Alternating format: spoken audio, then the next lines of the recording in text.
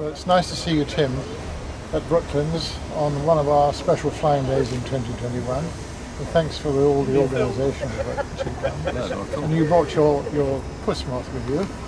I read in the notes that the first puss moth flew in 1929 and they were built until 1933. And there were 284 of them built altogether. Oh, well, you know the numbers better than I do.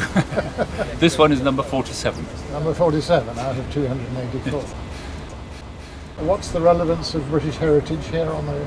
Well, when I flew to Australia, one of the people who helped us was British Aerospace.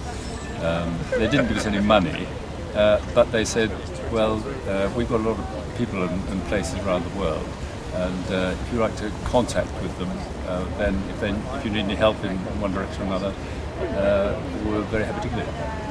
And they did. I mean, they were wonderful, actually. How long did it take you to fly to Australia? We were in no hurry, so we actually took 3 months. We set off in October and got there by Christmas. So we were zigzagging all over the place and stopping for a long time and exploring things. And basically we flew one day and then partied for 2 days. Did you have to have extra tankage? I have put some slightly, they're still in there now, but slightly larger than the standard tanks.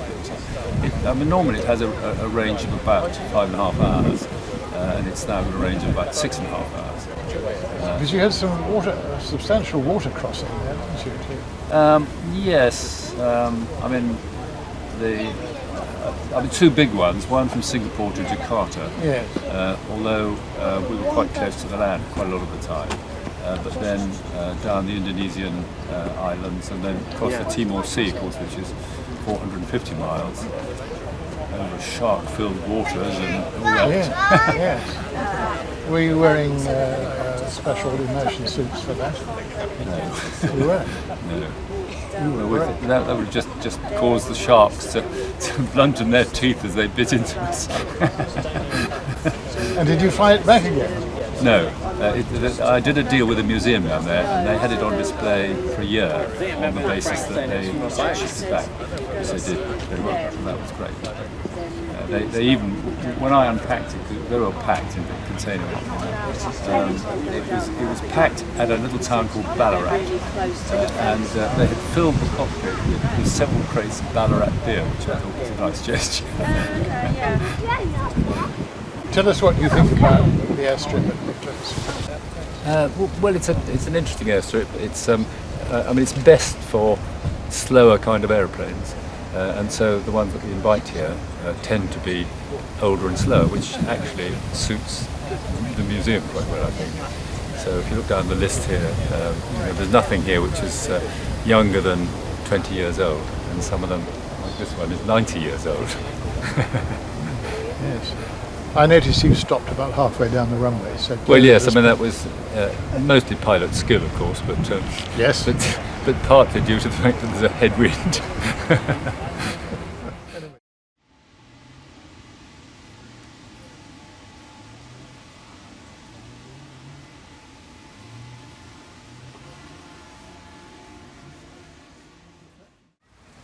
Talking to Nigel Minchin, who is the owner of the Piper Cub that you see. It's a PA-18 Super Cub, isn't it? Yes, a PA-18 150 Super Cub. 150 150 horsepower engine, that's right, yeah.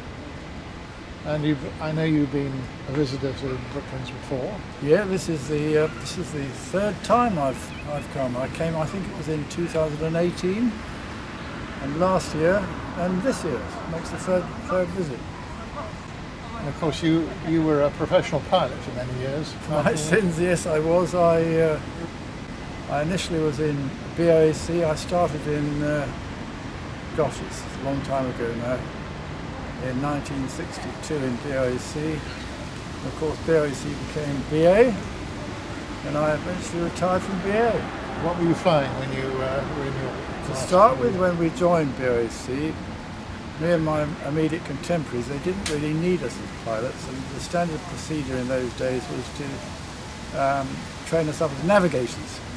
So I was trained up to be a navigator. It took about 6 months doing all the Astro and the Loran, learning all the bits and pieces, and eventually started navigating. My first trip was on a Britannia, to Bermuda, navigating under supervision. In any case, all of that lasted, we were checked out as proper navigators after about 6 or 7 months, and I carried on doing that for the rest of that 1 year, after which BOAC in their wisdom purchased the VC-10 aircraft. And me and my immediate 7 contemporaries then trained up as third pilot come co-pilots on the VC-10, which was quite exciting for us. You need to go back into flying training for some time. We left Hamble as trainees, fully qualified with commercial licenses at the age of whatever it was, 20 or 21, and it was just a small 2-engine Apache we flew, so it was a matter of going straight from that on to the VC-10, which we all seemed to cope with fairly well. We were the largely or nearly entirely ex-wartime pilots tended to look at us as a bit sort of, you know, these young lads are not going to be any good. We picked it up pretty quickly, and we were very much third pilots to start with, and then we became proper co-pilots after, I don't know, 2 or 3 years, and eventually, and unusually, me and my contemporaries got our commands on the same VC-10 aircraft when I think I was 31 at the time. So that was quite an exciting time for me as well. And what did you go on to fly? After that I flew the Lockheed 1011 TriStar, and I did the last 5 years flying the 747-400 on most or all of the long distance routes. So Piper Cub, after all of that, Nigel, was a great relaxation. Well, you could say that.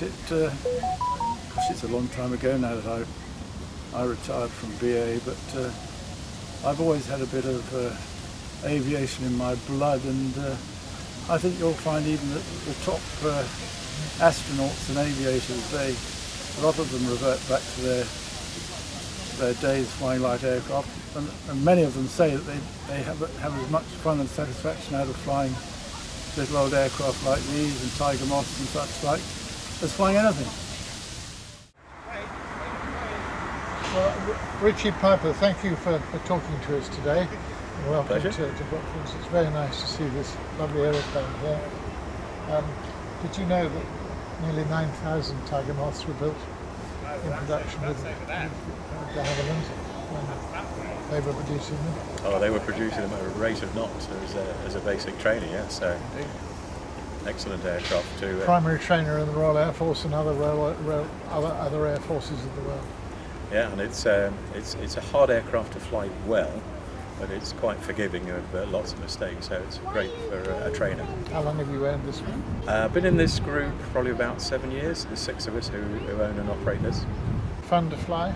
Oh, it's always fun, isn't it? Open cockpit, and there's a big community of de Havilland owners that meet up at fly-ins and do things together and share experiences and just enjoy the de Havilland experience.